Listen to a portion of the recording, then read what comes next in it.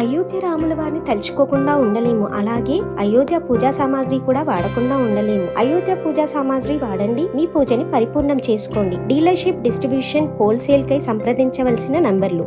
వచ్చే ఏడాది కల్లా పాలమూరు ప్రాజెక్టులన్నీ పూర్తి. కల్వకుర్తి లిఫ్ట్ స్కీమ్ కు గ్రీన్ ఛానల్ ద్వారా నిధులు ఇస్తాం. సీఎం రేవంత్ రెడ్డి ప్రతి నెల రివ్యూలతో పనులు స్పీడప్ చేయండి.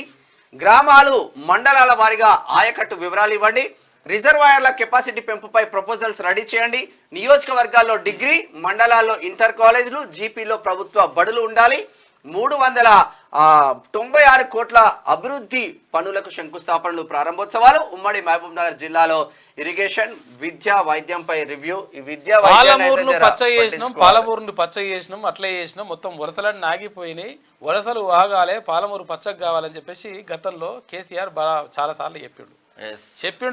లాస్ట్కి వస్తే పాలమూరు అట్లనే ఉన్నది, వలసలు అట్లనే పోతున్నారు, అంతా కూడా ఆగమవుతున్నది. కాబట్టి పాలమూరులో ప్రాజెక్టుల నిర్మాణం జరగడం ద్వారా, ప్రాజెక్టులన్నీ పూర్తి చేయడం ద్వారా అక్కడ పాలమూరు సస్యశ్యామలమవుతుంది. అక్కడ పాలమూరులో ఉన్నటువంటి పంట పొలాలకు నీరు అందుతుంది. దీని ద్వారా వాళ్ళకు ఉపాధి అవకాశాలు లభిస్తాయి, అక్కడ పంటలు వండుతాయి. కాబట్టి అక్కడ పాలమూరులో ఉన్నటువంటి ప్రాజెక్టుల గురించి గతంలో అక్కడ కేసీఆర్ ఎప్పుడు కూడా పట్టించుకోలేదు. పూర్తి స్థాయిలో పట్టించుకోకుండా జస్ట్ స్టార్ట్ చేసినట్టు చేసేది, మళ్ళీ ఓపెన్ అనేది, తర్వాత మళ్ళీ క్లోజ్ చేసిపోయేది. ఇట్లా దీంతో ఏమైందంటే అతను యాక్చువల్గా ఉత్తర తెలంగాణకు మంచి చేస్తామని చెప్పేసి ఒక రకంగా కాళేశ్వరం ప్రాజెక్టు పేరు చెప్పిండు, ఉత్తర తెలంగాణను నాశనం చేసిండు. తర్వాత ఇక్కడ దక్షిణ తెలంగాణ గురించి కనీసం అక్కడ పట్టించుకున్నటువంటి దాఖలాలు లేవు. దాంతో పాలమూరు ప్రాజెక్టులన్నీ కూడా ఎక్కడికక్కడ ఆగిపోయినటువంటి పరిస్థితి. కాబట్టి వాటన్నిటిని కూడా పూర్తి చేయాలి.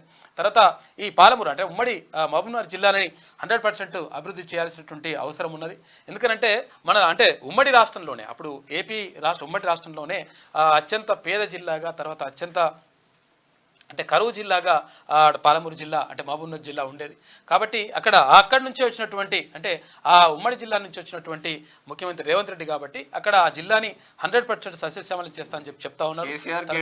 చెప్పేది 10 సంవత్సరాల పాలమూరు మొత్తం పచ్చబడ్డది, మొత్తం బయటికి పోయిన వాళ్ళందరూ పాలమూరుకు వస్తున్నారు. ఏం చేసిందంటే పాలమూరు పట్టబడ్డది ఏం చేసిందంటే ఇక్కడ మహబూబ్నగర్ దగ్గర ఇక్కడ పక్కకు గుట్టలు ఉంటాయి. ఆ గుట్టల కింద 4 చెట్లు పెట్టిండు. 4 చెట్లు పెట్టేసి గుట్టల ఫోటోలు కూడా తీసేసి ఈ గుట్టల అది వానకాలంలో ఫోటో తీసి ఆ ఫోటో పెట్టి చూసుకో ఇక పాలమూరు ఎట్లా పచ్చగా అయిందో అని చెప్పిండు అనమాట. కాక చెప్పేది అట్లుంటది లెక్క. స్టిల్ నౌ హైదరాబాద్ లో ఏ అడ్డా మీదకి పోండి మీకు పాలమూరు బిడ్డలే కనిపిస్తారు, చూసుకోండి. పాలమూరు గోసాది పాపం.